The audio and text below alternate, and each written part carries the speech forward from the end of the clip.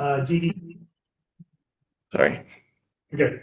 We work very closely with other state agencies, including DED, Access, the Department of Health Services, Department of Transportation, all kinds of folks in state government. We also work very closely with representatives of community organizations, nonprofits, semi-governmental or non-governmental organizations, and individual advocates around the state of Arizona. We are not limited to Arizona. We also work with our federal elected officials and their staffs on issues that affect the disability community in Arizona as well as beyond the state's boundaries. Today, we want to dive in a little bit. If I can get the thing to go forward.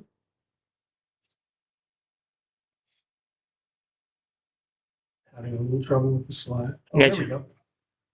I want to dive into kind of what's going on in the state legislature, what's going on in Congress, and just to kind of set the stage. We are now in the second year of the current Arizona legislative session, 57th Arizona legislature. As has been the case for many, many years, we have two primary parties in our political system. The Republicans have had control of the state legislature for a long, long time. We have a Democrat in the governor's office. That creates a situation sometimes of conflict. If you watch the news, you can see sometimes it's significant conflict. Sometimes they're a little better at working with one another. But the margins between the two parties are a little bit wider now than they have been in recent sessions. Republicans have a 17-13 majority in the state Senate. They have a 33-27 majority in the state House of Representatives. That was true last year as well. Just because they have that kind of voting margin doesn't necessarily mean that everything a member of a party proposes moves through smoothly.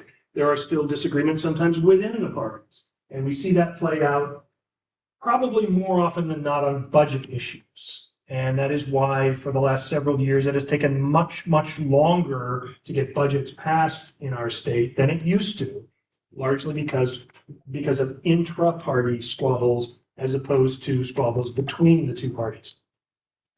It's important to note that there have been some key leadership changes in the legislature this year. In particular, John Kavanaugh, who was the Senate Appropriations Chair last year, is now the Senate Majority Leader, and he has been replaced on the Appropriations Committee by David Farnsworth. Obviously Republicans, because the Republicans control all the committees. They have the chairs of all the committees. When it comes to the committees that affect the disability community, in particular Health and Human Services, there have not been any changes. Corrine Werner is still the chair of the Senate Health and Human Services Committee, and oh my goodness, what am I forgetting? Chair of the House Health and Human Services. I'm sorry. Dang, I can't. We'll come back to that. Anyway, I apologize. The chair positions in Health and Human Services are the same, and that is the committee that more often than not touches upon issues related to the disability community. Appropriations obviously is very important because that is the committee where most bills that have what they call a fiscal note or a cost attached to them, they have to go through that appropriations committee as well as perhaps other committees. I went to the wrong. Yeah, the thing is, oh, I know what it did to it. It's got two screens, so if I do that one, it's gonna come. Sorry, time out. Sorry. If I do that one, you want me to go back to that other one? Slideshow view. So we swapped it, but if you'd like it to go back, then the audience online will see this view. Okay, whatever allows them to see as well. Can they see the slides now? They can see the slides better on the screen, yeah. Okay, great. But it's fine. All right, so that's the Arizona legislature.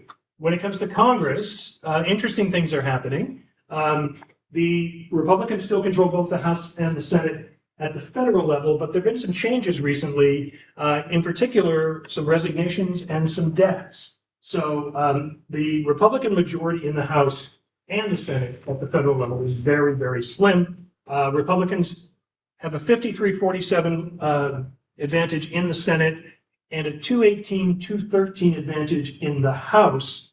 There are 4 vacancies in the House right now because of 2 deaths, 2 recent deaths, one a representative from California, one a representative from Texas, and 2 resignations. Mikey Sherrill resigned last year to run for governor of New Jersey. She was subsequently elected to be governor of New Jersey. And Marjorie Taylor Greene, who, if you pay attention, has been sort of an antagonist of the Democrats for a couple of years and a strong supporter of the Trump administration, recently resigned her seat, and that seat is vacant right now until a special election takes place. So the Republican majority is very slim, and it's important to note that it takes 216 votes to pass anything in the House of Representatives. So if they lose even 2 of their Republicans to absence or disagreement or whatever, it can complicate legislation they are trying to get through. We could spend hours talking about all the different permutations here, but I won't bore you with that. It's just important to note that it can be very, very difficult, again, because of intra-party disagreements as opposed to inter-party disagreements. And that is sometimes why things get held up, in particular, the federal budget, which we'll talk about in just a little bit.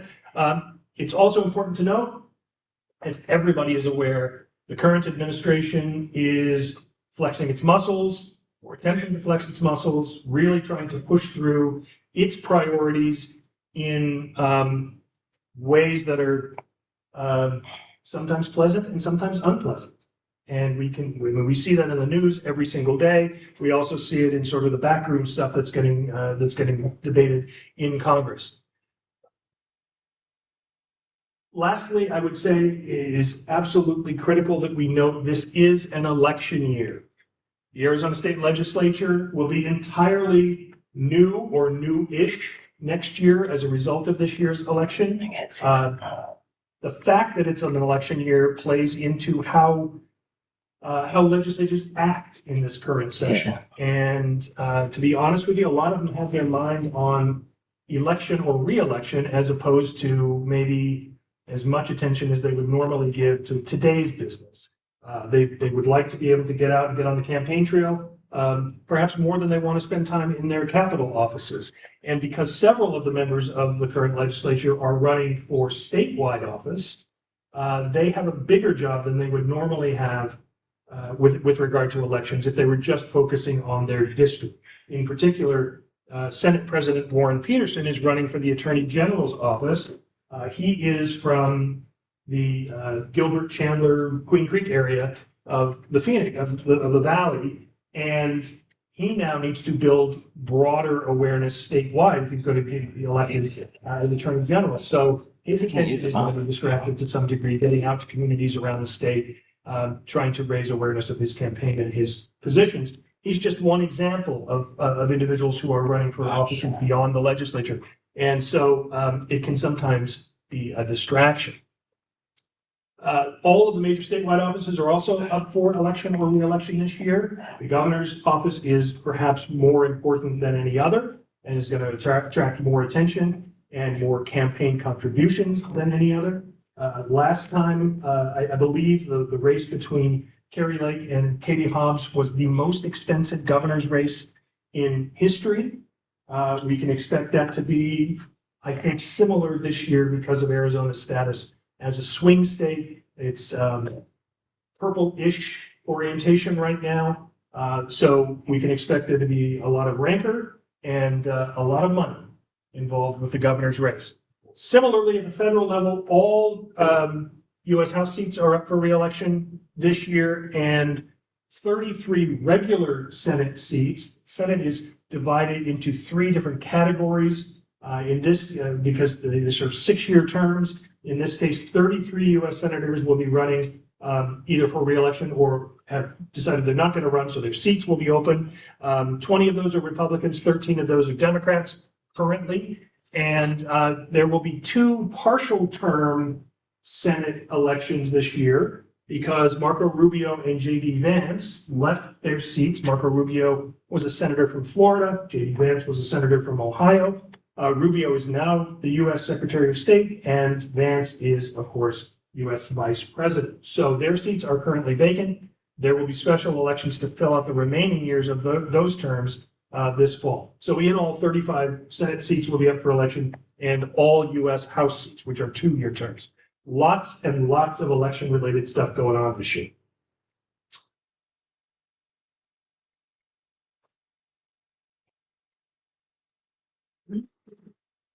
Sorry, trying to advance my slide. Can you advance it, Jason? No, it's good that that's the problem with the different views. Yeah. Okay.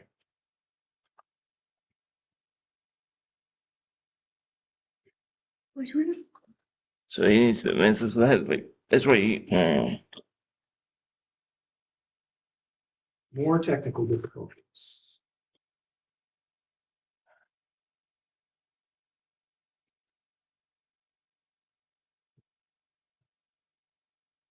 Okay, so anyway, I think you may be able to see the next slide that's up there, and I apologize for this. Among the key issues related to the disability community at the state level are such things as funding. Probably nothing more important than funding. We saw a major battle take place over funding the DE system last year. Many of us were involved in the advocacy around funding issues last year. It is no surprise to anybody that the DD system is a very expensive system to support. And last year, the Division of Development of Disabilities faced what was estimated at $122 million shortfall in its budget. By some standards, that's not much money. By the standards of a state like California or New York or Illinois, that's kind of a drop in the bucket. But by Arizona standards, that is a monumental amount of money. And it was very, very contentious. There were times when members of the House Appropriations Committee were threatening not to fund it. They were threatening to allow the division to go insolvent last year. Now, ultimately, we know that it came through, but it was not without challenges. And as we'll talk about in a few minutes, it was not without a cost. In addition, the state is having to deal with reductions in federal funding as a result of H.R. 1.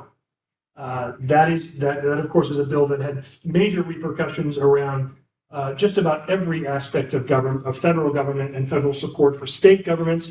That has an impact in how our legislators prepare the budget for next year.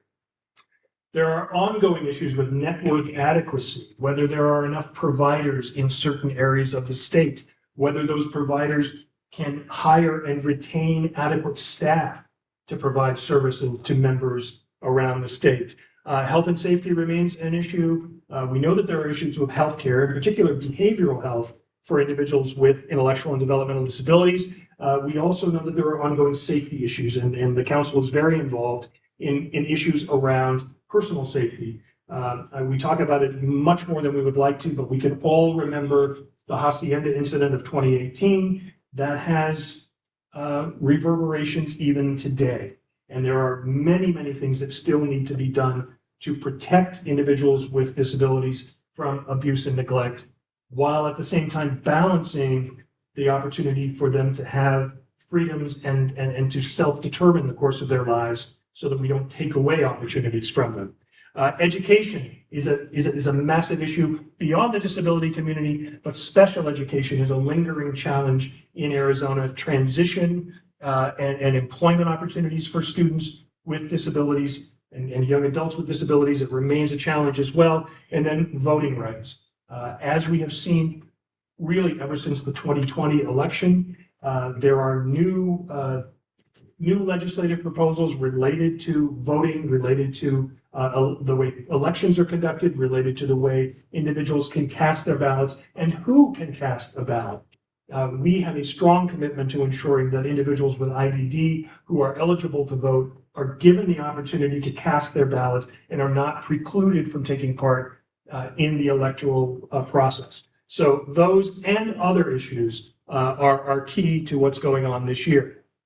At the federal level, well, again, I mentioned it already, we are facing massive federal budget cuts as a result of H.R. 1 and other efforts of this administration to reduce the cost to the federal government for things like Medicaid. Medicaid is one of the most expensive public support programs in our country, and this administration would like to see the cost reduced. Education, changes to the Department of Education, changes to the way education services are being offered, health coverage. We'll talk a little bit more later about the Affordable Care Act. Its future is very much in doubt right now.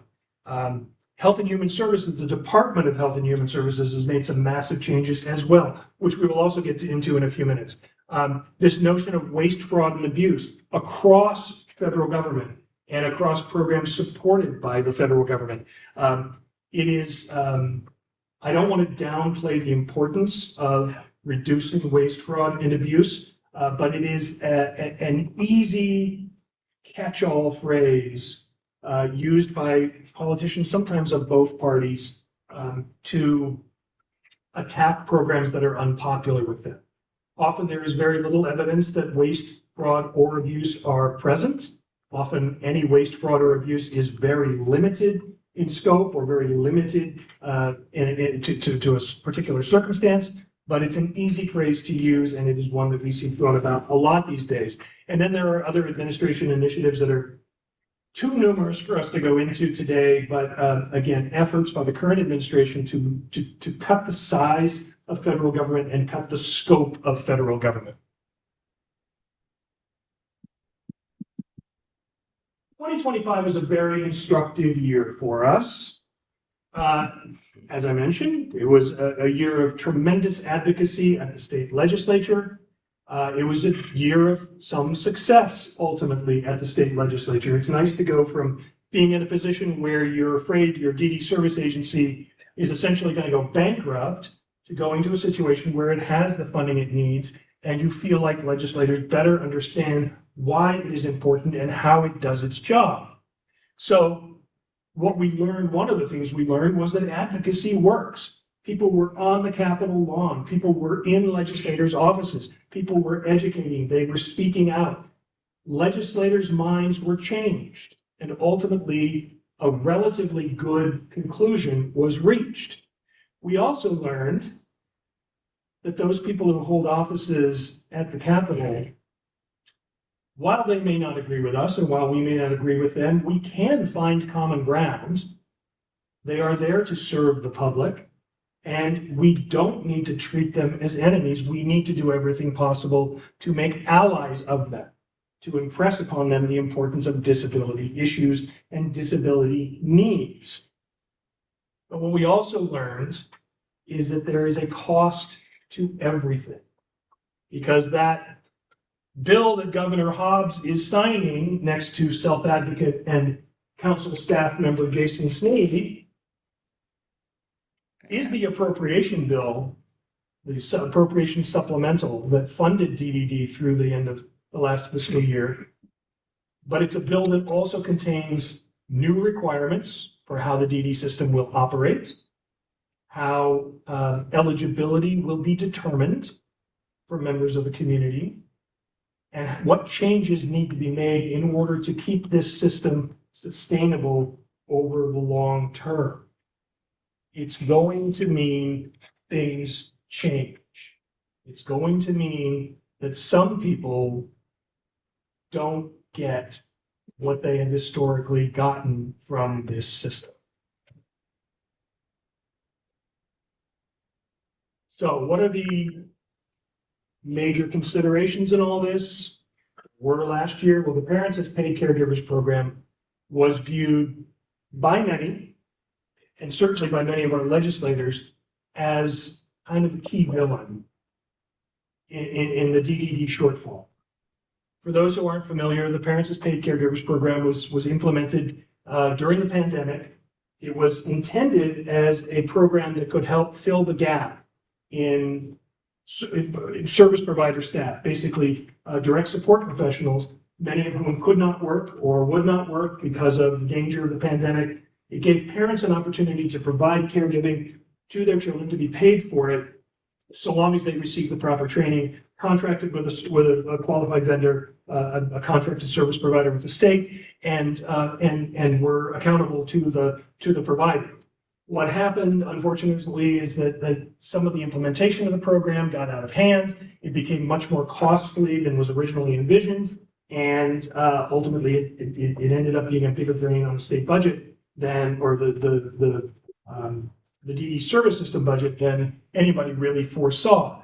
And so because of how it grew, how quickly it grew, how much it grew, our legislators targeted that as one of the reasons why why DE services are so expensive, and basically insisted that it be cut back in scope.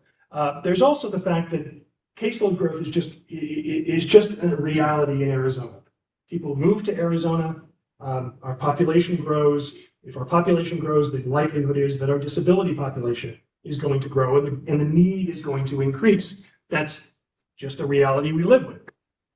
It's also true that partly because of the PPCG, but also for other reasons, utilization increased. So historically, individuals with disabilities are granted a certain number of hours of certain types of services. Often those don't all get used. Well, since the pandemic, we've seen much greater utilization of appropriated services, and that has led to increased costs. There's also the fact that we live in a time of inflation, wage increases, the minimum wage increases in Arizona every year. The cost of doing business is just going up. And that is true beyond the disability sector, but it is very true in the disability sector. And reimbursement from the state has not kept pace.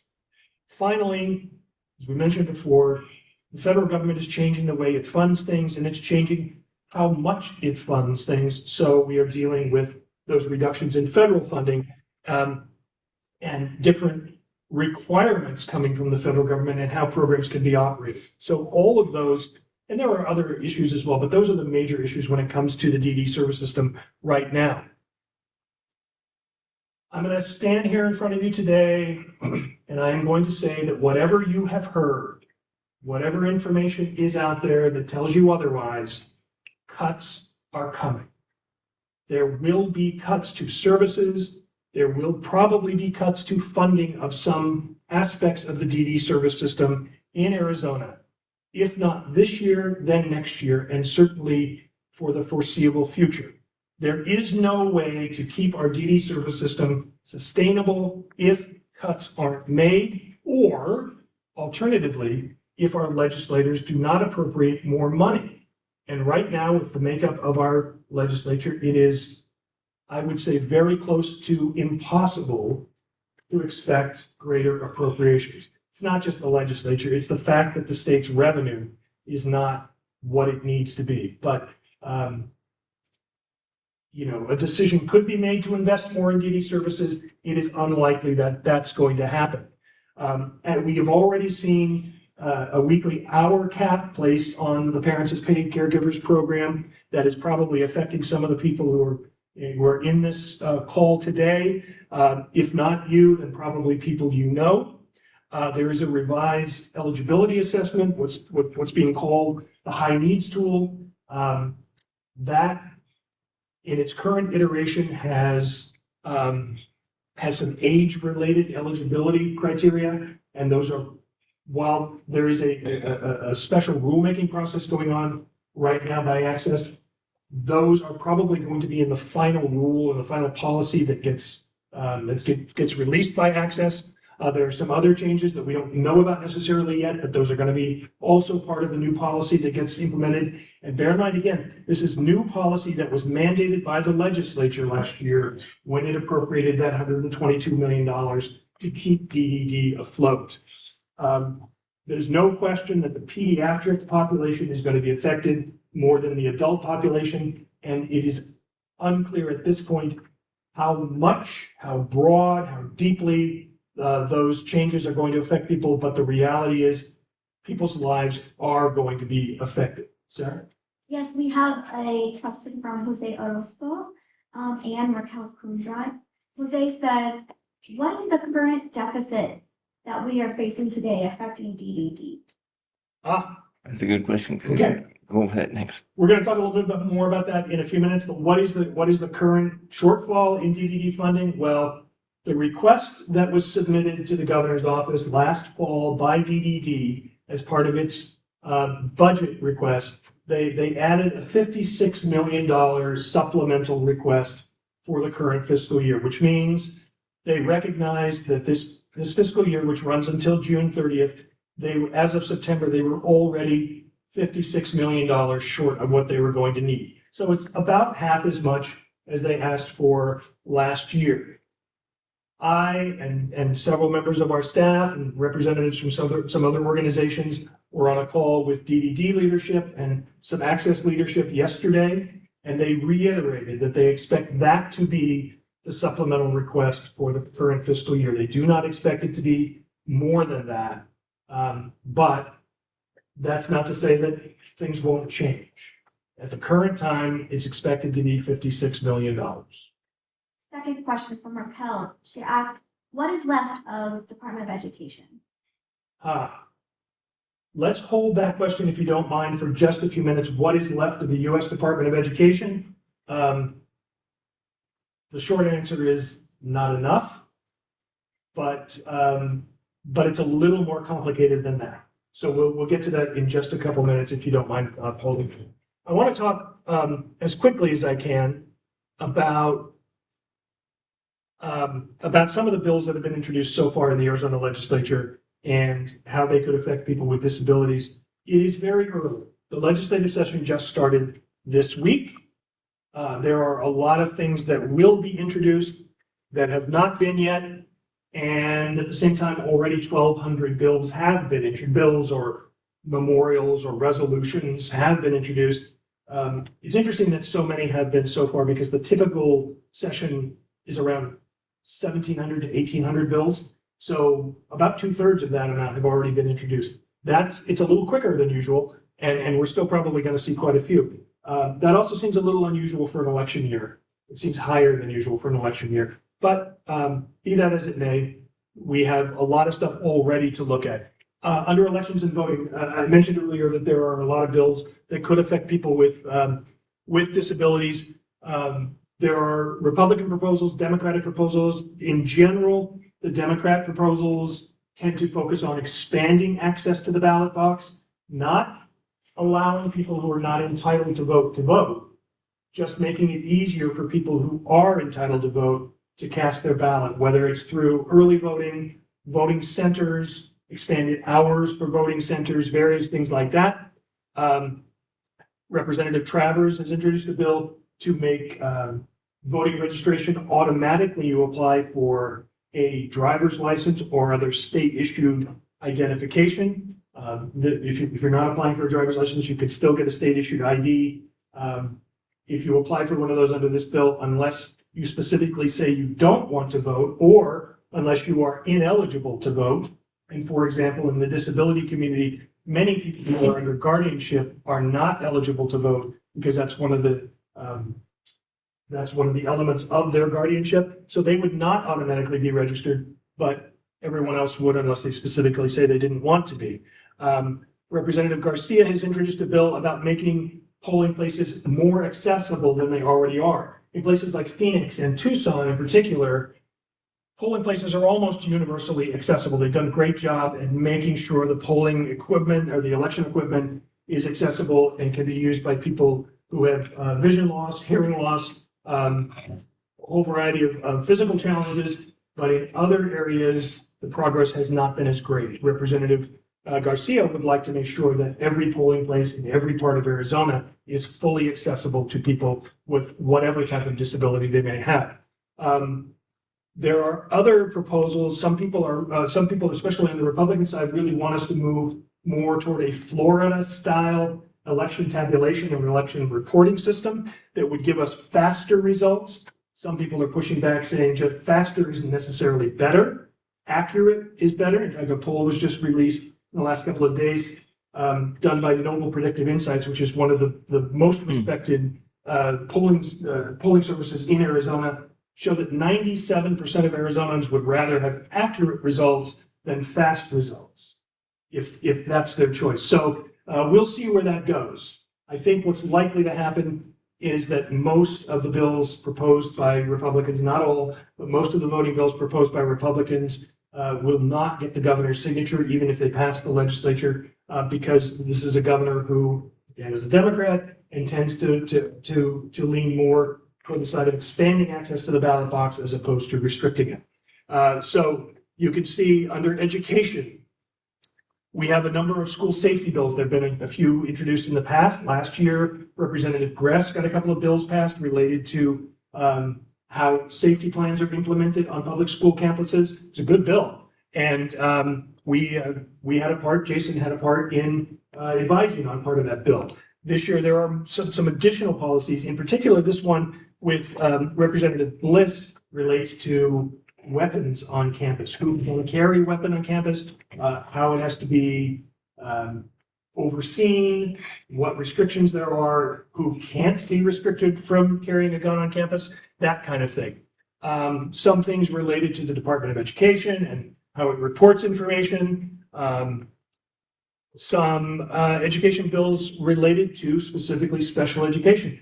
Again, Representative Gress, who is a former educator and chairs the House Education Committee. He has introduced a bill that would seek to extend access to special education services, in particular for students who live in rural or isolated parts of the state where special education may not be as readily available or as extensive as it would be in an urban area or a semi-urban area. And then another school safety bill introduced by Senator Bullock. Under health and safety, I mentioned earlier, we still do work. The council still supports work related to sexual violence against individuals with disabilities. Some of these bills are not strictly focused on the disability population, but they would certainly affect people with disabilities. The duty to report bill introduced by Representative Travers, I'm going to tell you, this is a bill that has been introduced, I think, every year since rocks were invented, and it has never passed because it relates to clergy. And there's very strong presumption that clergy should have a right of confidentiality and should not be forced to divulge what their parishioners, what their congregants share with them. But every year, a new bill gets introduced requiring clergies to be mandated reporters if they hear from a parishioner about abuse or neglect. I would say the chances of this bill passing or the chances of this bill ever actually even getting a hearing are pretty low, but it is something that we see every single year. Yes, Sarah. Another question from Raquel. How about child abuse in private schools or any regarding restraint and seclusion? Okay. There are no bills regarding restraint and seclusion this year. Several years ago, Arizona did pass a bill limiting the use of restraint and seclusion in public schools, in any school that received public dollars. What we know about how that legislation or how those policies have been overseen is really, really limited. We are not very well aware of how often restraint and seclusion are used in Arizona schools now. And it's important to note that that bill did not include private schools. So there are some gaps in that particular area. It was a step in the right direction, but it hasn't really had a champion in the legislature for a number of years. So no bills this year related to that. What was the other part of the question? That are something regarding restraints and seclusion. Is there anything? That's what I just talked about. Or private schools. And then she clarified people who are not mandated reporters. Yeah, unfortunately, there isn't anything yet related to that. Private schools often get a pass in Arizona because they don't accept public dollars. There is a view that they are exempt from many of the requirements that would be placed on public schools or public charter schools. So it is. I guess I would say if you have thoughts on that, feel free to contact us. We are happy to share with our legislators the concerns of the community. We're happy to join you in meeting with legislators. Because we are I should have mentioned this, because we are a federally funded agency, we cannot lobby on particular legislation. We can educate our legislators about the impact of certain decisions, We can educate them about the reasons why certain things are important, but we can't take a stand on particular pieces of legislation. That being said, we are always happy to accompany constituents or advise constituents or be a sounding board if you have questions, if there are things that you would like to pursue with your legislators. Please feel free to contact us. It probably isn't a very satisfying answer to your question, but it's probably the best I can give you right now. She said thanks. Okay. Under health and safety, this is kind of a catch-all for a lot of different things. Vaccination mandates. Representative Powell would like to completely outlaw, and by that I mean outlaw, vaccine mandates and mask mandates in the state of Arizona under any circumstances except in healthcare facilities. So, that's, to my mind, that's a pretty radical departure and could have some real public health implications, but that is Representative Powell's position.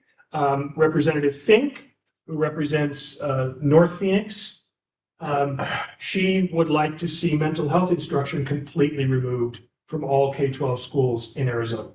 There's currently a mandate that some level of mental health instruction be provided to public school students. Representative Fink would like to have that completely removed. And by the way, the legislation specifically says no alternative is proposed to fill the gap. So, especially in a time when mental health services are more and more important, and knowing that many people with intellectual developmental disabilities have co-occurring behavioral health challenges, we see a need for behavioral health, mental health services and supports and education. We think that could be a little problematic for the IDD community. Representative Willoughby, who was one of the champions, by the way, who got the compromise legislation on the DED supplemental passed last year, she has introduced a bill that would heighten the sentencing requirements for individuals who basically conduct hate crimes against individuals within certain groups. We know that people in the IDD community are much more likely to be victims of crime, victims of sexual violence, often specifically because they have disabilities and they are less, in some cases, less able to defend themselves, or because they are often taken less seriously by law enforcement when they report an issue. So this would increase the mandated sentencing requirements for individuals who engage in that kind of behavior against particular communities. Similarly, Representative Carbone has introduced a sentencing enhancement bill that would specifically focus on vulnerable adults, perpetrators of crimes against vulnerable adults, if they were aware that the adult was what would be considered a vulnerable adult. And there is a legal definition for vulnerable adult. So several areas in which our legislators are looking at enhanced public safety for vulnerable or at-risk communities. And then Representative Bliss has proposed an appropriation related to dementia care. We know that many people, it's not just specific to the IDD community, but many people with IDD, as they age, they may be more prone to the onset of Alzheimer's or other dementias. So this could be a very beneficial program. It offers telemonitoring services. It offers enhanced care. It does involve an appropriation. And I should mention that just about any bill that involves money, it may get assigned to a particular committee. It may go through Health and Human Services, but it's also going to have to go through an appropriations process, the appropriations committees in both houses of both chambers of the legislature. And ultimately, even if it passes both houses, it does not automatically become law or does not automatically go to the governor's desk. Any appropriations bill ultimately, if it passes both chambers, gets folded into the larger budget negotiations that take place and may or may not see the light of day after that. It may get blended into the overall state budget that gets passed, or it may get eliminated altogether, despite the fact that our legislators are very gung-ho about a particular issue. So anything with a price tag faces an even steeper challenge than things that don't. Also in health and safety, once again, we have an assisted suicide bill, or end of life decisions bill. Again, this is kind of an evergreen. It keeps cropping up every year. It has so far never gone anywhere. Without stating a personal position on assisted suicide, I will tell you that from the disabilities community's point of view, that's problematic because there has been such a history of decision-making taken from the hands of people with disabilities and placed in the hands of other people, and especially with America's history of eugenics and a whole variety. It is a very touchy subject, and most national disability organizations are opposed to assisted suicide legislation. Doesn't mean it hasn't passed. It has passed in many states.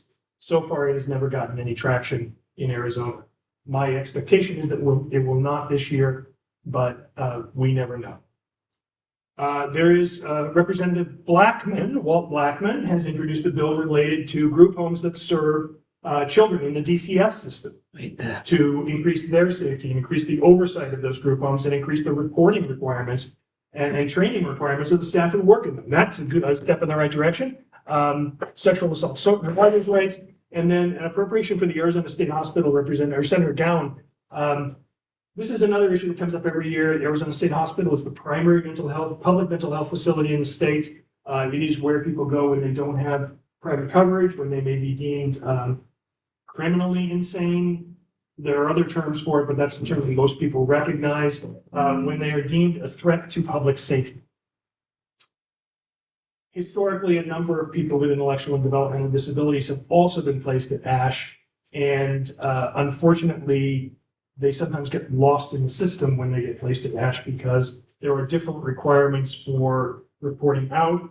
They lose their DDD services if they're getting them. They aren't able to receive them while they're in inpatients at ASH, and there are a whole host of problems with it. So I'm not saying that this is a bad bill. I'm just saying that this is something we keep an eye on every year to ensure that people with IDD are not disproportionately or disadvantaged as a result of changes that are made to the Arizona State Hospital. See if I can get this to work. I have to fix the.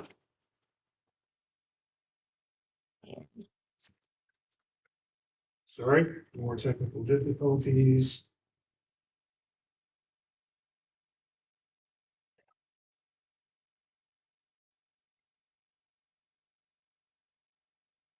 All right, sorry, I'll keep working on the remote. But basically, the last category that I'll touch on is eligibility and services, another kind of catch-all category. We're probably all aware that SNAP benefits are affected by HR 1 at the federal level, and SNAP is an issue, has been an issue for a number of years, primarily among conservatives here in Arizona. They want to make sure that the program is not being abused. So there is legislation this year related to how SNAP benefits can be used. A lot of focus in these SNAP bills on people buying fast food with their SNAP benefits. Our legislators do not want people buying fast food. And so one of these bills actually includes a provision asking for the Centers for Medicare and Medicaid Services to issue a waiver to the state of Arizona so that it can prevent people from using their SNAP benefits for fast food. So be aware of that. Interesting bill from Representative Carter related to a property tax exemption for people with disabilities. Arizona has a lot of property tax exemptions. This would add to it. Probably wouldn't be a bad thing if you have a disability and fall under the eligibility criteria. It might end up being quite a financial benefit for some people. House Bill 2477, David Livingston, he is the chair of the House Appropriations Committee. He's a financial services professional and was one, if you followed last year's DDD funding issue, you know who Representative Livingston is, because he's one of the people who said outright and then later apologized for saying that he would allow the system to go insolvent if he didn't get what he wanted from the government. He regretted that. And ultimately, he changed his tune. This year, he has introduced a bill related to Arizona's education savings accounts, 529 accounts. And it also affects the ABLE account, or achieving a better life experience. ABLE accounts are 529 accounts for people with disabilities. This would allow people to transfer money from traditional 529s into ABLE accounts if it becomes clear that an individual with a disability will not be able to use the 529 for typical education expenses. That could be very beneficial for a lot of people who have ABLE accounts or who would like to establish ABLE accounts.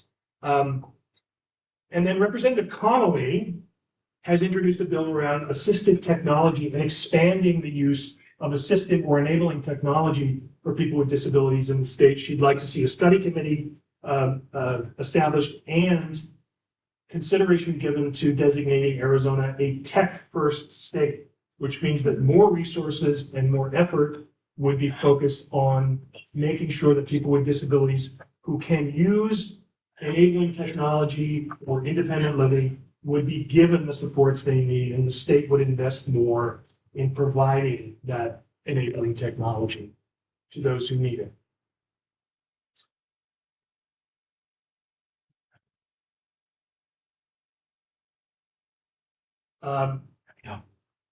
Senator Carroll has introduced a bill related to improve services and funding for the blind community. Again, SNAP, Senator Kavanaugh is very concerned about SNAP and abuse and waste within the system. His bill would require more frequent verification of people's eligibility for SNAP or TANF. TANF is temporary aid to needy families. Senator Fincham, this is a bright spot. Last year, Senator Fincham, who is a staunch conservative, will admit it, I'm not saying anything out of school here, he will admit he is a staunch conservative. He became one of the strongest allies, one of the strongest champions for appropriately funding the provider segment of the DD service system after visiting some provider organizations around the state. He became a strong advocate for increasing appropriations and raising the reimbursement rate, which has not been raised in several years. This year, his bill didn't really go anywhere last year, but he's reintroduced it. This would call for a $46 million state fund, general fund investment with matching federal dollars of 80-some million dollars to increase the reimbursement rate for providers in the state. Providers are struggling. If you are a provider, if you interact with providers, you know the providers in many parts of Arizona are struggling because they've received no accommodation for minimum wage increases. Their reimbursement rates have not gone up in several years, but their costs of doing business have skyrocketed. So Senator Fincham has become a strong ally. We'll see if it goes anywhere. Once again, it's an appropriations bill, so it's going to have to get bundled into everything else. But it's nice to have Senator Fincham fighting for the needs of providers around the state. And then Senator Werner has introduced a bill. If you work for Access, this probably isn't great news. She has introduced a bill that would prohibit all Access employees from working remotely. It would require that all Access employees work from their offices. I'm not quite sure what the logic is. Perhaps somebody can explain it to me, but it is Senator Werner's contention that that is important to Access operating the way it should operate. So, when all is said and done, what really matters is money. I can't get the slide to change. Oh, sorry. But Yeah. Oh, we went backward. Oh, man. It is an oversimplification, although not a gross oversimplification, to say what matters is money. Everywhere in the DD service system, people are watching to see what the legislature and what the governor are going to do to fund the system this year in the face of the kinds of challenges the state is facing. The governor is going to release her budget proposal today. May have already done it, I'm not sure. I haven't been looking at the news for a couple hours. But what we know is that that budget proposal, which she outlined very generally on Monday in her State of the State address, is going to reflect the fact that Arizona's tax revenues are not what they have been in prior years, and the state's economy in some respects is a little bit precarious. She was bragging about Taiwan Semiconductor Manufacturing Corporation and the facility up in the North Valley they've built. She was bragging about some other major high-tech presence in the state. All of that is legitimate. There are also other areas of the state's economy that are not so strong. And so we have to take all of that into account and recognize that, we're in a slightly different environment right now. So as I mentioned earlier, the budget is likely to include that $56 million DDD supplemental request. That could change. I haven't seen the budget proposal, so I don't know, but it could change. Could be higher, could be lower. I doubt it's going to be higher because that's exactly what DES asked for, but she could reduce that. What we do sense is that it is very, very unlikely it's going to include major new investments in the DD service system. Senator Fincham's bill notwithstanding, it is unlikely that the governor is going to propose any kind of radical changes, any kind of radical increases in DD funding for the coming fiscal year. This would be for fiscal year 2027, starting on July 1st. There is also an issue that many people are talking about, but a lot of people don't know about, and that is the issue of tax conformity. The legislature and the governor need to make a decision about whether they are going to alter the state's tax system to conform with the changes that came out of H.R. 1 at the congressional level.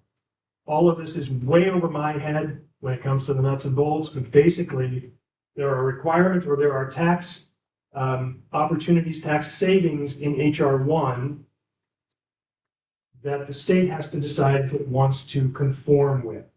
In particular, corporate tax breaks. There are two elements. One is corporate tax breaks, one is individual tax breaks. Both the legislature, both the legislative leadership and the governor have already said they are in favor of conforming to the individual tax reductions. So we as normal people will probably see a little bit more in our paychecks as a result of that. The big question is whether the state wants the corporate tax structure to conform so that corporations get bigger tax breaks. The governor has said no. Senate President, before the governor's State of the State address on Monday, said yes, absolutely. 100%, we want our tax structure to conform to H.R. 1. We'll see where that goes. I have no prediction on who's going to win that fight. It is an election year, so both parties have an incentive to come to some kind of agreement, but it's possible that one or the other is going to take a really hard stand on it, and we'll see. What we do know is that if we require fewer tax dollars from whether it's individuals or corporations, the state gets fewer tax dollars. So whichever way we go, the state is likely to see even further reductions in its tax revenues. And if those corporate tax breaks are put into place, those tax revenues are going to be massively smaller than they are today. So we'll see. Of course, we know that if the state has fewer dollars to spend, it has fewer dollars to spend on programs like ours. So, Jason, next slide. Yeah. All right, so then there are all these issues at the federal level. There's all kinds of stuff happening at the federal level. We couldn't possibly get into every one of them. Things that we don't think are necessarily good, but you may not be aware of this, the Postal Service. I wonder, why does the Postal Service matter to people with disabilities? Well, the Postal Service just instituted a new policy related to postmarks.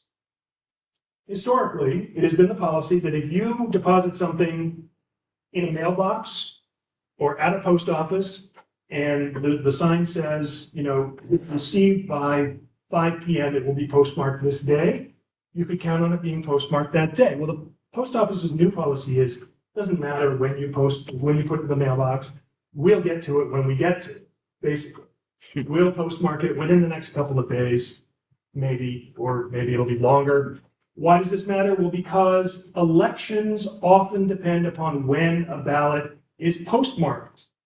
If you get it postmarked by a particular date, it will be counted for the current election.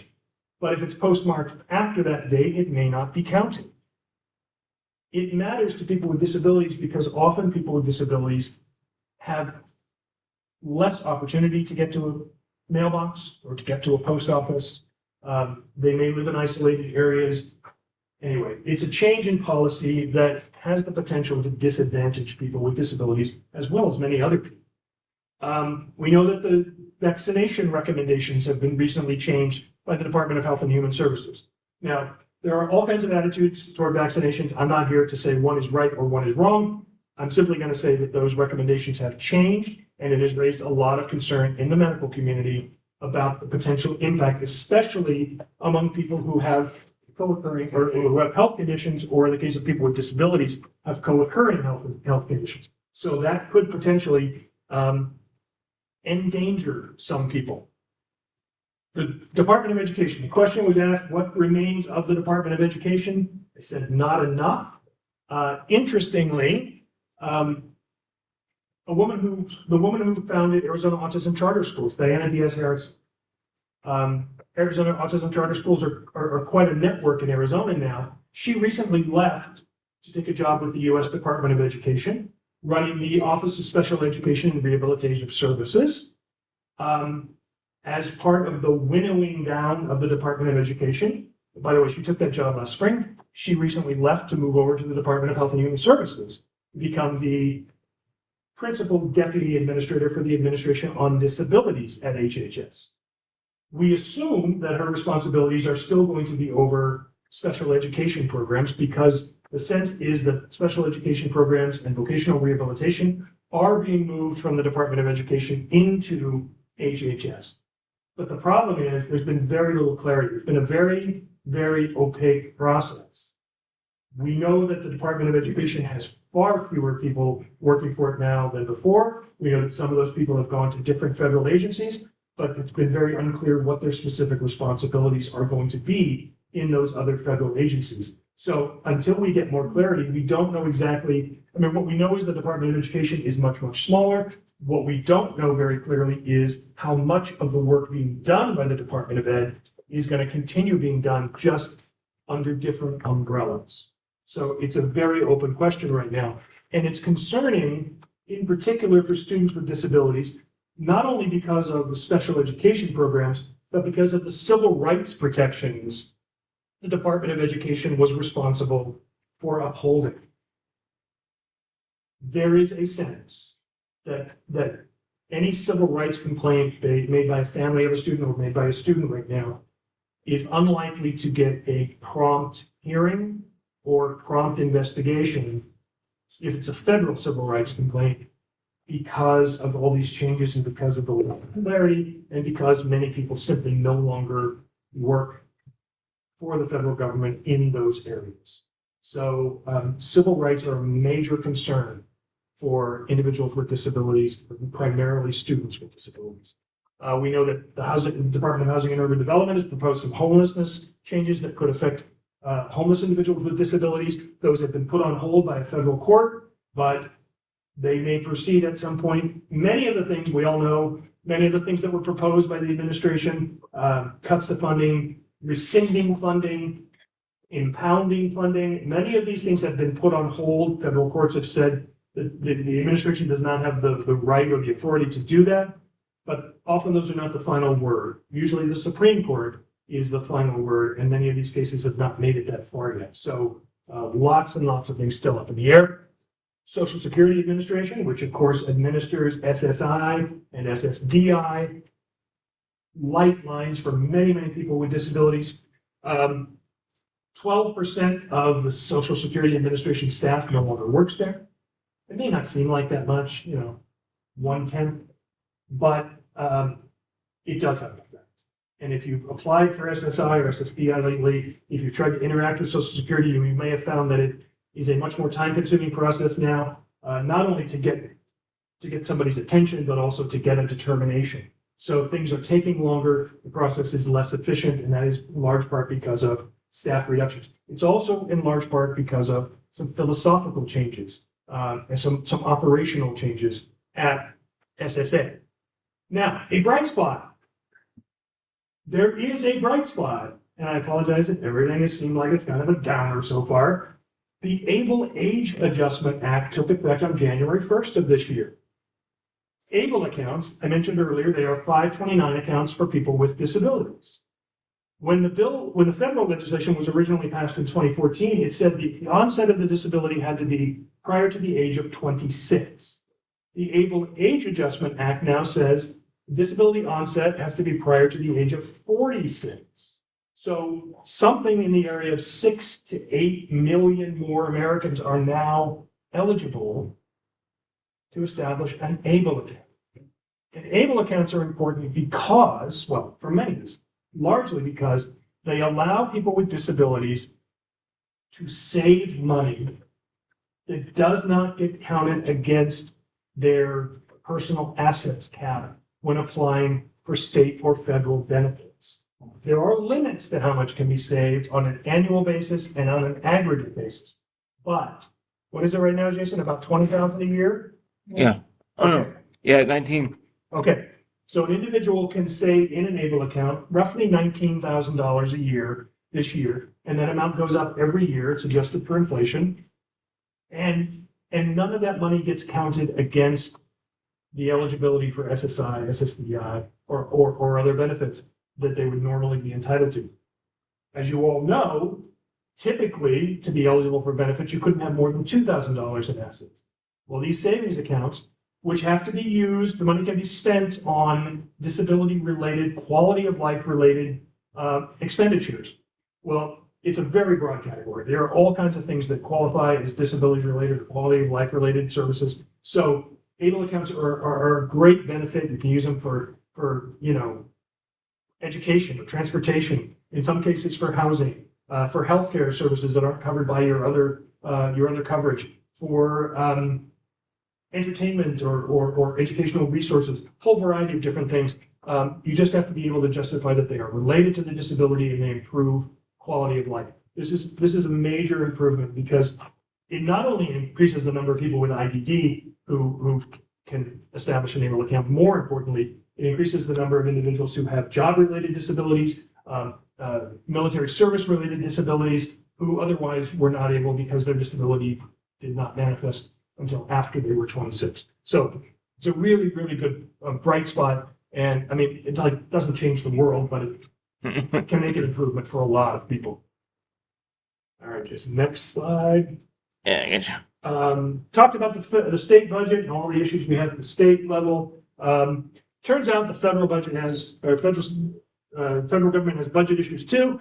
In case you weren't aware, we are operating under a continuing resolution. What is a continuing resolution? That's an agreement that Congress comes to when they can't arrive at a real budget. They say, okay, we're gonna just keep operating like we did operate for whatever period of time. We're gonna kick it down the road to making a final decision on the budget. Well, federal fiscal year runs October 1st to June 30 or to September 30th.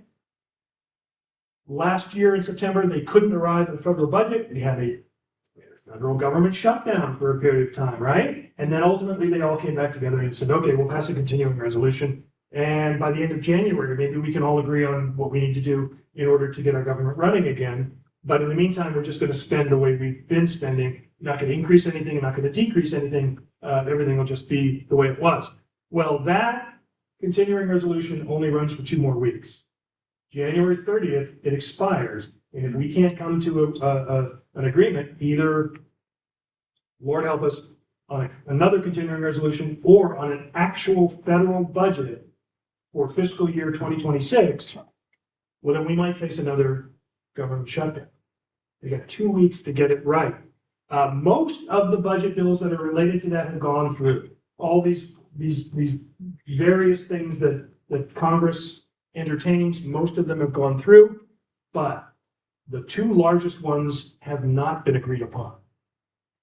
The Department of Defense, or the overall defense budget, and the Labor, Health and Human Services, and Education budget. All of those are blended into one. 70% plus of this federal government's discretionary spending comes from those 2 budgets.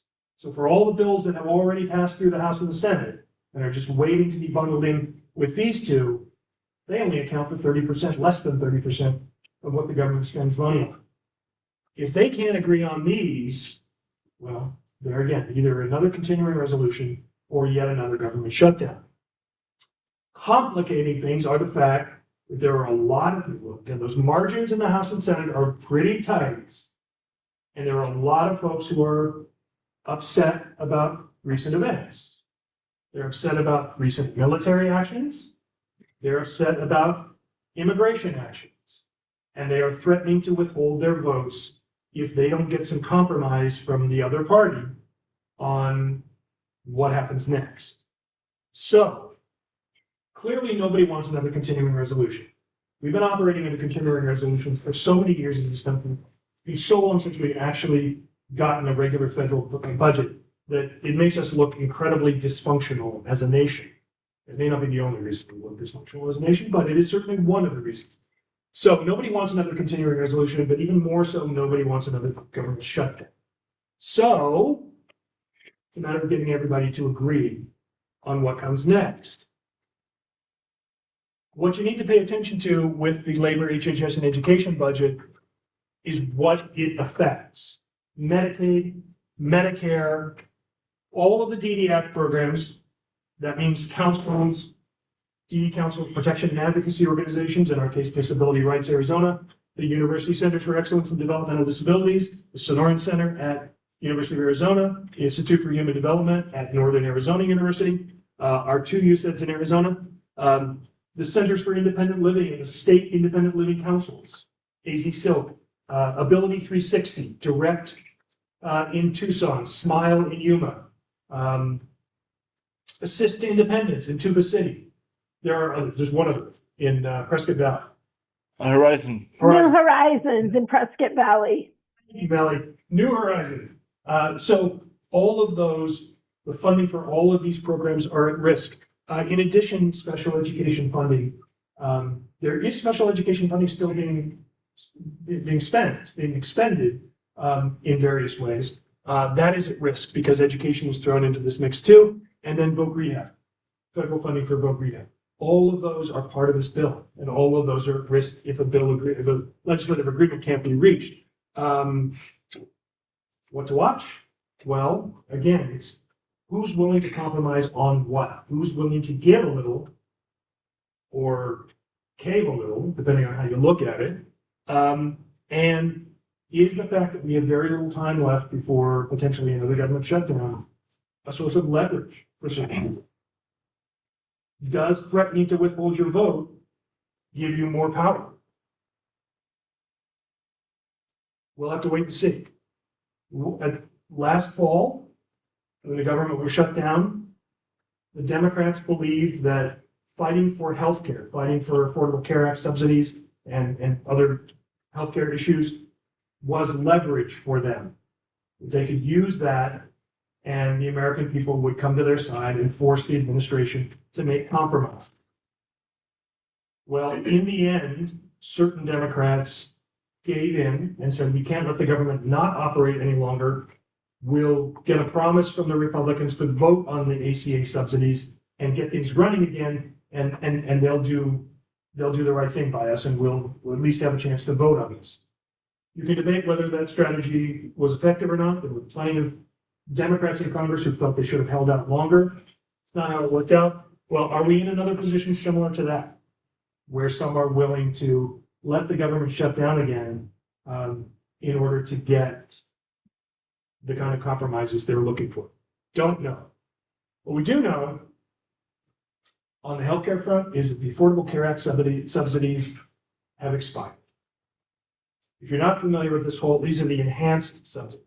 Ever since the Affordable Care Act went into effect in 2013, 2014, the federal government has paid premium subsidies to a large number of Americans who buy ACA marketplace plans. Those subsidies were intended to offset the cost for people who fall into different categories related to the federal poverty line. Enhanced subsidies were implemented during the pandemic by the Biden administration because so many people either were out of work, they had their work hours reduced, whatever the case may be, but costs were going up, but people's incomes weren't necessarily going up, so enhanced subsidies were provided and had a 5-year time frame.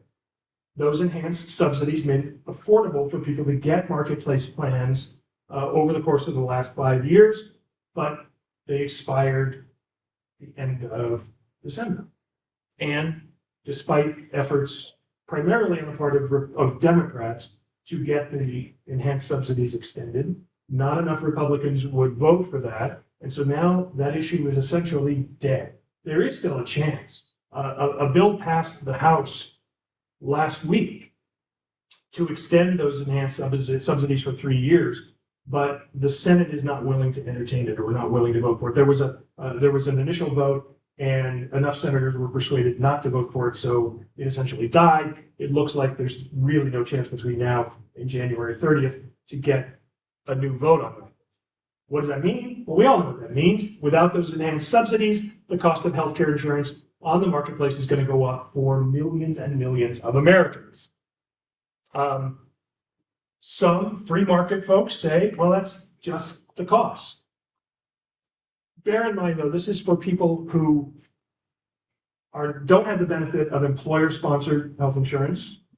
This is for people who often, are self-employed, do gig work, have jobs that are minimum wage or close to minimum wage. A lot of caregivers with people with disabilities fall into this. And those plans for many are no longer affordable because nationally, plans are ranging from 20% increase to 120% increase in cost this year. Without the subsidies, people can't afford that. The average out-of-pocket increase is about 75%. Imagine if you're paying $400 or $500 a month for insurance, and suddenly it's 75% more expensive to get the same kind of coverage. For most people who are on these plans, that is not affordable. In Arizona, some plans only increased by like 2.5%. Some plans went up more than 55%. There's a breakdown on a website that shows which plans. Some actually dropped out altogether. The Banner Health System dropped out of the marketplace altogether. They said it's just not economically feasible for us, so we're not going to do it anymore. You can also see that because of the rising costs, enrollment has dropped precipitously from 423,000 enrollees last year to 353,000 enrollees for the current year. Yesterday was the cutoff date for enrollment. 70,000 fewer enrollees in Arizona. 70,000 additional people in Arizona who do not have health. It's a lot. Those are people who are now going to rely upon what? Either their own ability to pay out of pocket, or they're going to rely upon emergency rooms. They may suffer serious debt as a result of healthcare needs. They may go without care altogether. It's impossible to say right now what the full implications are going to be. Now, the president for a long time, or the Republican Party, I guess I would say for a long time, has been promising an ACA alternative. They tried to repeal Obamacare in 2017. It didn't work. There's a famous image of John McCain, our very own John McCain, giving his thumbs down. He was the deciding vote. They kept the Affordable Care Act in place. For a long time, there's been talk about replacing it. Yesterday, President Trump introduced what he called the Great Healthcare Plan. Well, what he introduced, and by the way, if you go on the White House's website, you can get a fact sheet about the Great Healthcare Plan.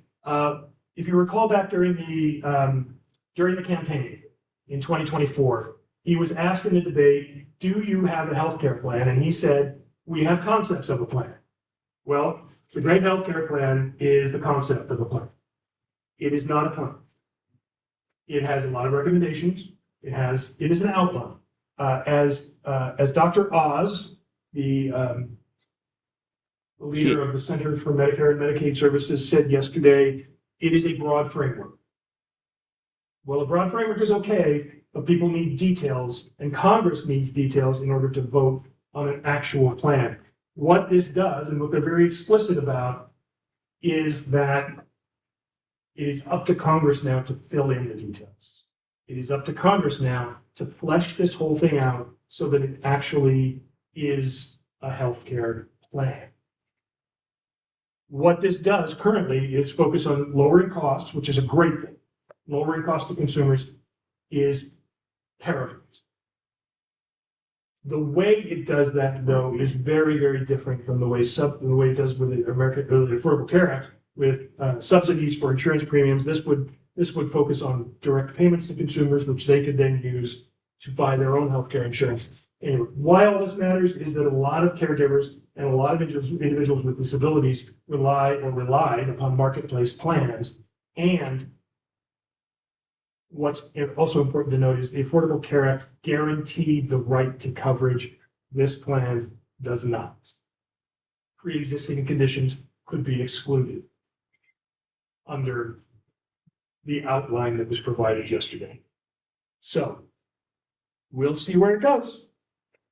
Under Medicaid, there's so much about Medicaid, and I realize I'm taking way too much time. But Medicaid, it is the primary funding source for DD services. If you're not familiar, ACCESS, the Arizona Healthcare Cost Containment System, it's Medicaid agency. Its budget comes from the Centers for Medicare and Medicaid Services within the Department of Health and Human Services, and DDD is funding 95% of its budget comes from ACCESS, which gets its budget from HHS. So DDD money is Medicaid money. A lot of people know that. I'm surprised by how many people don't know that DD services are paid for by Medicaid. All kinds of things that people, when I started working in this field, I had no idea, all kinds of things that Medicaid pays for that we don't typically think about. And by the way, I'm going to rush through some of this stuff. We'll provide these slides to anybody who wants it, or to everybody who registered. One of the key things that we need to note about Medicaid going into this year, and especially going into next year, are the work requirements that came out of HR 1. In order to receive Medicaid services for many, many people, you have to be demonstrating that you are either seeking work, actively working, or volunteering in some capacity in the community. There are exemptions to this. It doesn't apply across the board. So many people in the IDD community will not have to demonstrate this, but it does present additional bureaucratic burdens for a lot of individuals who are receiving Medicaid and for the state's Medicaid agencies, for all 50 states. So states have to start contacting people by September of this year to inform them about the work requirements. They then have to institute those work requirements as of January 1st next year. And these are new federal requirements. A lot of states have work requirements already. These are the federal requirements that may be greater or lesser than what states already have in place. Tens of thousands of Arizonans literally could be affected by this, could lose Medicaid coverage as a result of this. And if they don't stay current on their eligibility certifications, they could be just automatically dropped from Medicaid and have to go through the re-enrollment process, even if they are legitimately eligible to receive Medicaid coverage. So why is this important? In addition, because fewer Medicaid dollars being spent in the state, which is one of the elements of HR 1, means there's less money to spend on DD services. We already face a workforce crisis in Arizona, as well as 49 other states, plus District of Columbia. All have reported in recent months that they are facing workforce shortages in their DD services and home healthcare services. Arizona is one of the 41 states that reported permanent closures of certain services, provider services, in the last year. And because of the actions being taken by ICE to remove immigrants from the U.S. population, immigrants are a major source of labor in the workforce, in the disability workforce. And so if we reduce the number of people in the workforce, and I'm not making a statement about whether people should be in the country illegally. I don't want to be misconstrued. I'm simply saying that has put a chilling effect on a lot of folks who might be here legitimately and might otherwise seek work in this field, but are not doing so. In any case, immigrants in recent years have become a major source of support major source of workforce in the disability world, and that seems to be changing. The reality is, the fundamental reality is, states don't have the resources to make up for the lost federal money. And that's going to mean, I said it earlier, big red headline, cuts are on the way. Cuts are on the way. If not because of actions of the state legislature, then certainly because of actions at the federal level. So we should expect that we're going to see changes in the next couple of years. And we should always remember, home and community-based services, the services that are provided to people in their homes and in the community, are not required Medicaid services. They are optional. We have a very robust HCBS system in Arizona, but Access could start eliminating HCBS, elements of HCBS, if it needed to at any time, because it's not required to provide. We could change the way we operate in Arizona. We could change our DD service system. It could, in a matter of years, could look nothing like what we have today if circumstances warrant it. And if you don't have the money, you can't provide the services. So we need to all be on our guard. We need to be all cognizant of this fact. You're out of time. Yep. All right. So I apologize. We've hit the end of our time, but I'm going to keep talking for anybody who wants to stick around. If you're online and you want to stick around, please do so. If you have to leave, we're recording this and we'll make sure that it's made available to you. And the slides will be made available. They'll be posted on the council's website, and we'll be happy to email them to you, to anybody who wants to have it. So thanks. Another thing that a lot of folks, especially in urban areas, are not thinking about is the impact of these cuts on rural services, rural healthcare and rural disability services. Literally billions of dollars have been wiped out as a result of HR 1. That's primarily Medicaid reimbursements for rural hospitals, rural healthcare facilities, rural providers. Now, it's not like if you live in Ajo, it's the first one that came to mind, it starts with A, you probably don't have a huge number of options available to you when it comes to healthcare. It's not like you've got 6 hospitals within a couple of miles that you can choose from, like if you live in Phoenix. So if your hospital can't provide services or goes out of business, what are you going to do? Well, fortunately, the federal government recognized this when HR 1 was passed, and so they said, well, we'll try to make up for that with what we call the Rural Health Transformation Fund. So we'll provide some money to try and keep rural health operating.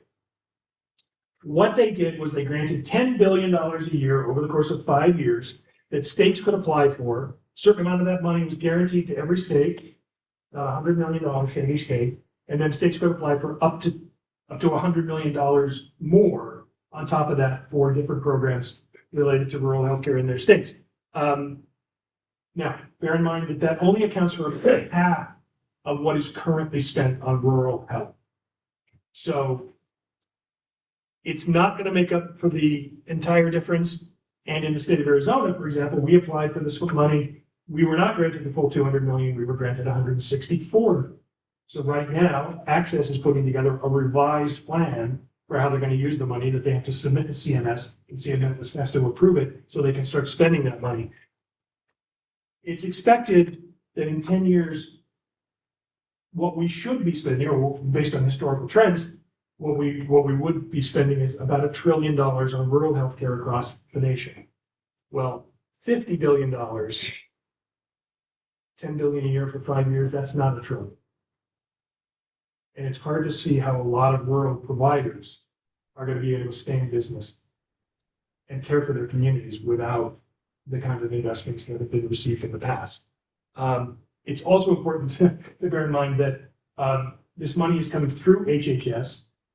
They will be evaluating each state's work throughout the course of these grants.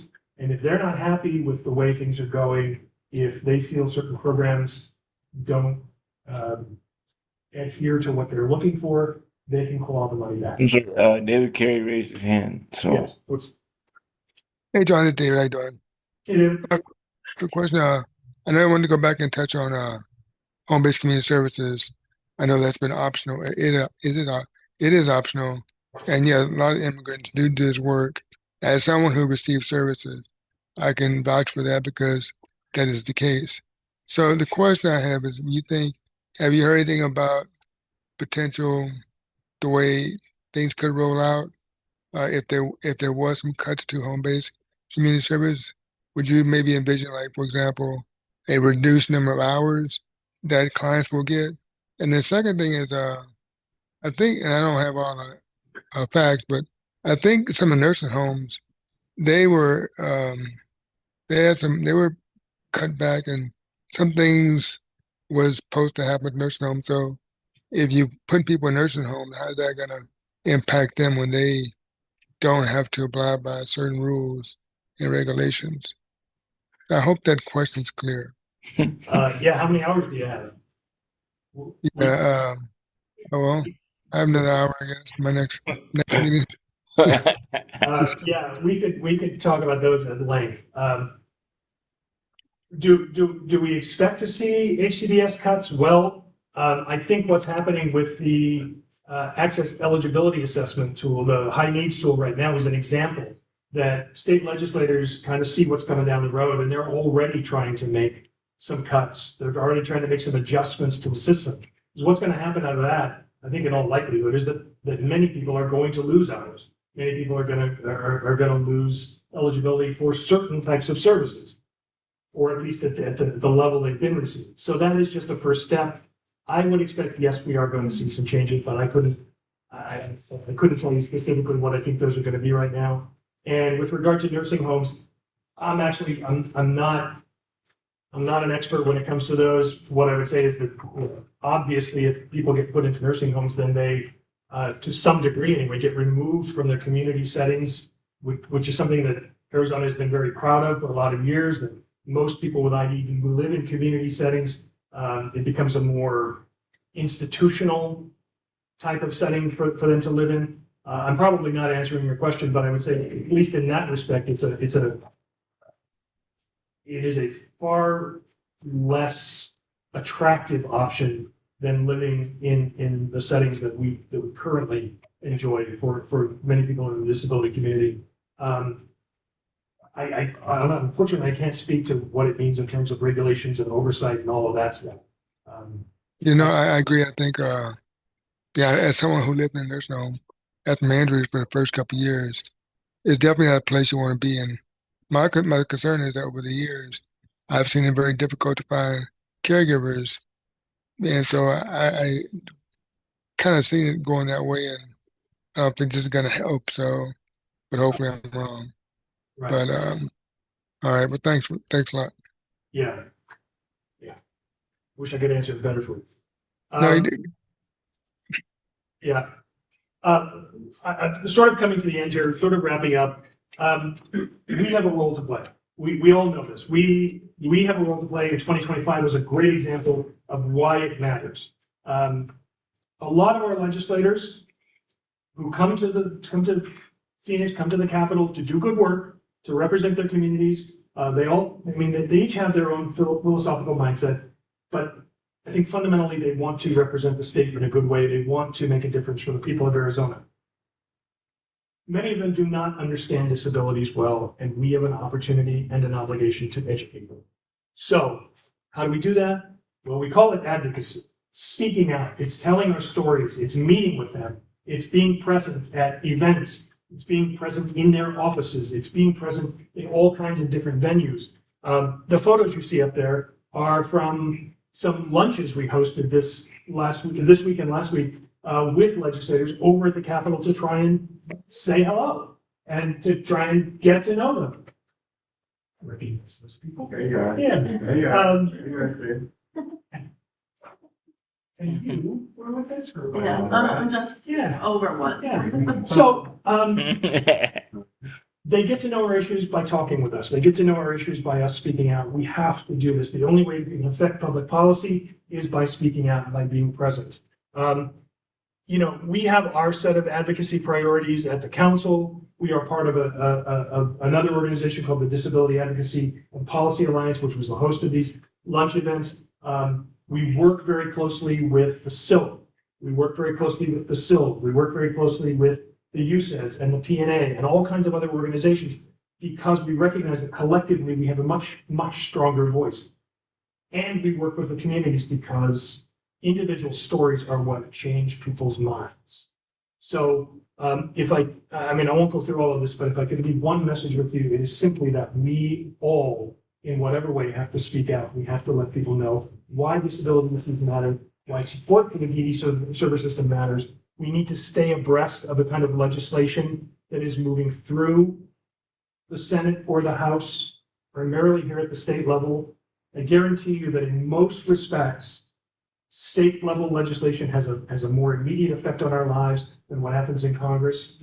Most stuff that comes out of DC takes years to implement, and often the current circumstances might be a little different. But what happens in our legislature usually has much more immediate impact on our lives, and our legislators need to know what those impacts will be.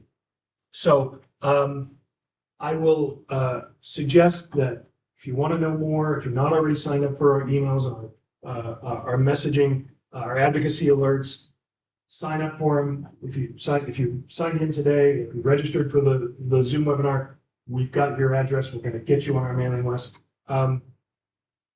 Seek out whenever you can, however you can, and make sure your voice is heard. And if there's anything we can do to support that, let us know. We will be happy to work with you. That slide, I mean, Medicaid is such a lifeline for so many in our community. I can't emphasize enough that talking with people about Medicaid is absolutely critical. Sometimes feels like we're a broken record when we talk about Medicaid, but without what Medicaid provides, thousands, tens of thousands of Arizonans would not have the quality of life they have, and would not be able to live in the community the way they do. So keep that in mind. And if you can tell your Medicaid story, if you have a Medicaid story, don't be shy.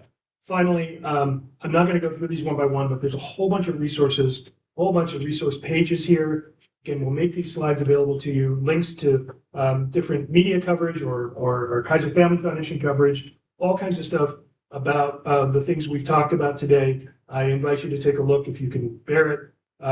And then, just the policy priorities of the council for this year. And if you have any questions, you know where to find me.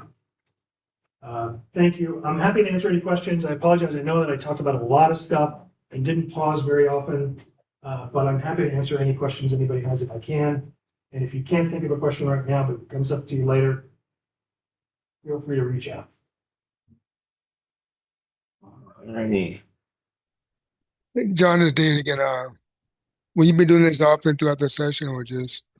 Yes, we are going to do another session like this probably during crossover week. If you're not familiar, all the bills that get introduced, there's a deadline to have them heard in their chamber of origin, and then there's a week in between where those bills that pass the House move to the Senate, those that pass the Senate move to the House and come back. Crossover week, and committees don't meet that week, so we'll probably do another kind of recap during that week to sort of let people know what's moving and what's not. And then we'll do another session at the end of, or another webinar, another meeting at the end of the legislative session, is sort of go over what ultimately went through. Normally we wait until the budget has passed, because the budget is typically what determines when legislators go home and they adjourn the session. So, we'd like to believe that'll be in April. Who knows when it'll be? Last year it was in June. So we'll see. Thank you. Thanks. It was Sarah Ruth that raised her hand, but Sarah, you got a question? I'm not quite sure who that is. There's nothing to any minutes. Some people came in under my name. I have a question, if it's okay. Yes, please. Hey, it's Amy Haley with Raising Voices Coalition. Hi, Amy. Hi. So I know we talked a lot about HCBS and the potential for cuts due to budget cuts. Is there much discussion or education going on around cost savings from HCBS, especially future cost savings if emergency services have to be utilized more often, institutionalization, that sort of thing? It's a really good question, and unfortunately, that doesn't get taken into account, and I'm not, or doesn't get mentioned often enough. It's just logical that if services get taken away, if supports get taken away, people are going to rely upon extraordinary measures to get their needs met. And for some reason, I don't know if it's because policymakers just want to ignore that fact, or if they think it's actually not going to happen in some wishful thinking sort of way. But yes, if services get cut, for example, healthcare is the obvious example. If people don't have insurance coverage, they're going to rely on emergency rooms. They're going to rely on unreimbursed or publicly reimbursed care. The same is going to be true for I think home and community-based services. There are things that people can't live without, that they rely upon for even the most minimal quality of life. And I can't say exactly where I think they will turn, but healthcare coverage, some type of healthcare coverage is at least something that people are going to rely on. So yeah, there will be costs to the system either way. It's just that the costs get shifted to some other sector of the system. I don't know, is that answering your question? Yeah, no, absolutely. I wonder if there is the potential for, with this session that just started, and then in the next couple of years within our advocacy efforts, if we could have maybe some universal documents that actually showcase some of those cost savings, because I know a lot of the legislators that I work with, they like to see numbers. They don't want to hear about how it feels as much as they want to know what it looks like on paper. And I think that could really help our story, but our cause in general, if we can showcase that a little more quantitatively, that HCBS is actually a cost savings program in many cases. Just like habilitation has the tendency to be a cost savings in the future if we're building independence for members of the disability community early on, that sort of thing. So that's something that I definitely have been trying to focus on in my advocacy. I'm just wondering if that's something we could get out a little bit more to the rest of the advocates and the people in our community. Yeah, in my opinion, that is absolutely essential. At the council, we did some work a couple of years back trying to quantify the impact of employment supports and transition supports on the Arizona economy. I think what you're talking about, is a perfect example of what we need to present to legislators in order to demonstrate to them the economic impact of the decisions they're about to make. So yeah, I mean, sounds great. I mean, we would be delighted to work with you on this, and I think many of our other partners would as well. Awesome. Yeah, let's get together and see what we can do. I think it'll help the cause quite a bit in the next year or two. Okay. Okay. Thank you. Raquel has his hand up to her. Raquel? Hey, I'm Raquel. I'm a parent provider. I just was curious, the last speaker, where she was from, because I'm new to this and it helps me to get the names of the organizations. Is that possible? Yeah. Thank you. Hi, Raquel. My name is Amy Haley, and I'm with Raising Voices Coalition. Okay. Thank you. I'm going to put it in my notes. Absolutely. I'm glad you asked. Thank you. Any other questions or comments? I know we've kept you a little longer than anticipated. No, we're good. Okay. Yes. Well, I want to thank everybody again. As I said earlier, this was our first time in this particular facility we're in right now, and I sincerely apologize for the technical difficulties. We will try to get everything ironed out before the next session, the next webinar we do. Really appreciate you being with us, and please, if you have thoughts, if you have a critique of this, whatever the case may be, don't hesitate to be in touch with us. We appreciate your support. We look forward to working with all of you, and we appreciate all the work that you're doing to make a difference for the disability community in Arizona.